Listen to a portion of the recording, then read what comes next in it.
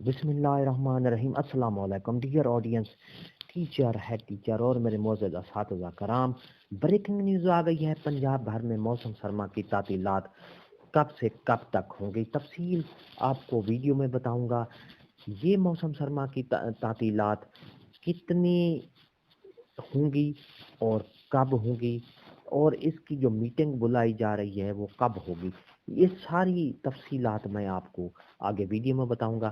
Video کو skip نہیں کرنا۔ اگر آپ ہمارے چینل پر نئے ہیں تو سبسکرائب کریں، ریڈ بٹن آپ کے بالکل سامنے ہے، اس کو پریس کریں گے تو ہماری ویڈیو کا نوٹیفیکیشن جلدی اور آسانی سے مل سکے گا۔ تو میرے معزز اساتذہ کرام، تفصیل کے لیے بلا تاخیر چلتے ہیں۔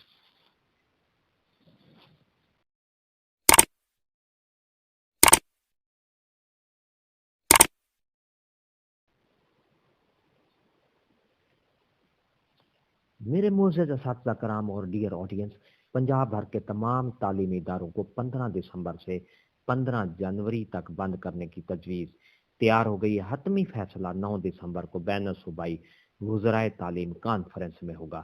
یہ ایک ذرائع کی خبر ہے، کنفرم خبر ہے۔ پنجاب بھر کے تمام تعلیمی اداروں کو 15 دسمبر سے 15 جنوری تک بند کرنے کی تجویز تیار کر لی گئی ہے، کیونکہ اس دفعہ سموگ کی صورتحال بدترین ہو گئی ہے۔ سموگ کی وجہ سے کیونکہ لاہور میں 3 دن تعلیمی ادارے بند ہیں، 4 دن تعلیمی ادارے اوپن ہیں، اسی لیے، اور باقی پنجاب کے تمام اضلاع میں بھی سموگ کی صورتحال بدترین ہوتی جا رہی ہے۔ اور اس کے ساتھ ساتھ سردی کا موسم بھی، موسم سرما بھی قریب ترین آ گیا ہے۔ موسم سرما کی جو چھٹیاں ہیں اس لیے سموگ اور کی صورتحال کو دیکھتے ہوئے موسم سرما کی چھٹیاں جو ہے 1 ماہ کرنے کا فیصلہ کر لیا گیا ہے۔